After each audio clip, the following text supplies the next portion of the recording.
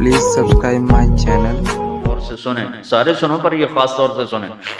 آپ نے کہا اللہ کو پتہ ہے کہ یا رسول اللہ کوئی نشانی بتا دیں، تو آپ نے کہا جب بیٹیاں بھی ماؤں کو ذلیل کریں گی تو قیامت آئے گی۔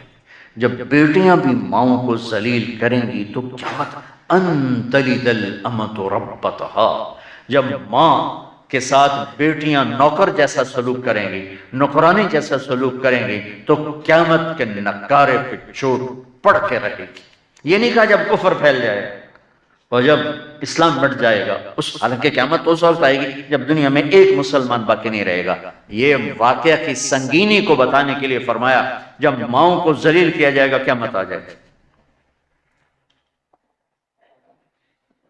میرے نبی نے فرمایا عمر تیرے دور میں ایک شخص آئے گا اویس، اس کا قبیلہ ہوگا مراد، آگے سب کاسٹ ہوگی قرن، اویس بن عامر، اسے دعا کروانا، وہ کالے رنگ کا ہوگا، چھوٹے قد کا ہوگا، اور اس سے دعا کروانا، دعا تو بھی کروانا، علی تو بھی کروانا، علی اور عمر اویس ان کے لیے دعا کریں۔ انہوں نے پوچھا کیوں؟ کہ اس نے ماں کی خدمت کر کے اللہ کو اتنا راضی کر دیا ہے، جب وہ ہاتھ اٹھاتا اللہ خالی نہیں لوٹاتا۔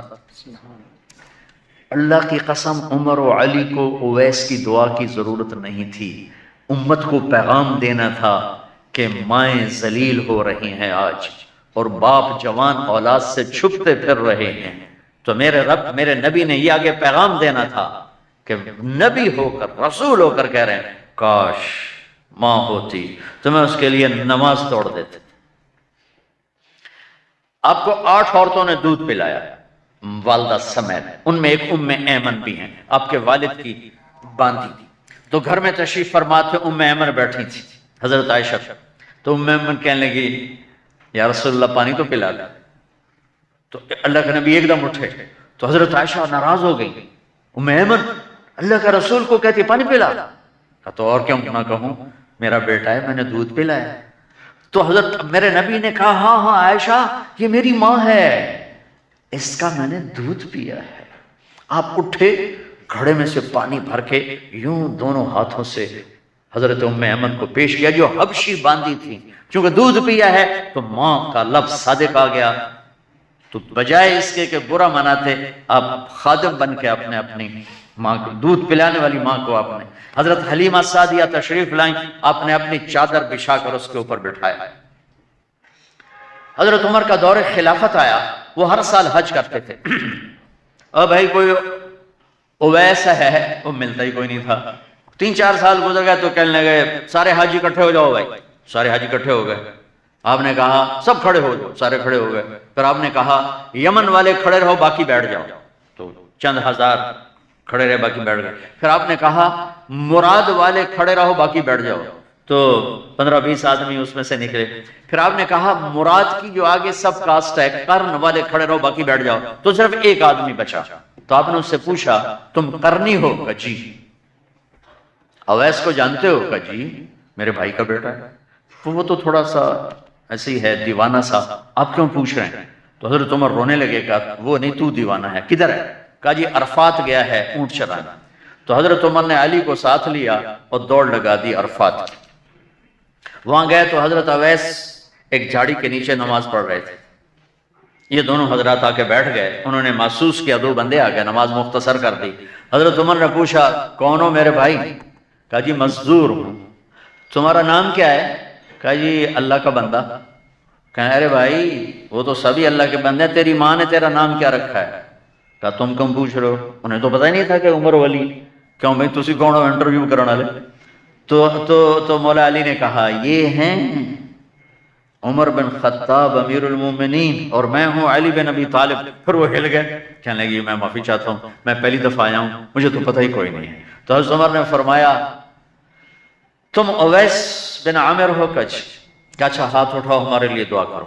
وہ کہنے لگے آپ کیا کہہ رہے ہیں، یہ آپ کیا کہہ رہے ہیں، میں آپ کے لیے دعا کروں گا، میری کیا اوقات ہے؟ کہا ہاں ہاں ہمیں ہمارے نبی نے فرمایا تھا۔ عمر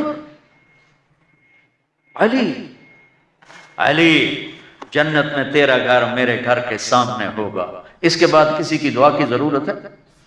عمر میں نے جنت میں محل دیکھا، میں نے پوچھا کس کا ہے، مجھے کہا گیا قریشی کا ہے، میں سمجھا میرا ہے، جانے لگا تو کہا گیا عمر بن خطاب کا ہے، ان کو اویس کی دعا کی ضرورت ہے۔ میدان عرفات میں 1.25 لاکھ صحابہ کے ساتھ آپ اونٹ پہ تشریف فرمایا، اونٹنی پر، تو آپ نے فرمایا اس وقت میرا اللہ میرے صحابہ پہ فخر کر رہا ہے اور عمر پہ خاص طور پہ فخر فرما رہا ہے۔ ہمیں پیغام دینا تھا، آنے والے زمانوں میں یہ ہونا تھا۔ سبحان اللہ۔ امام ابو حنیفہ کا نام تو سب کو معلوم ہے نا، ایک اور عالم بتاتا ہوں، عبد الرحمن بن ابی لیلہ، ان میں علمی کھٹ پٹ تھی بہت زیادہ، آپس میں بنتی نہیں تھی۔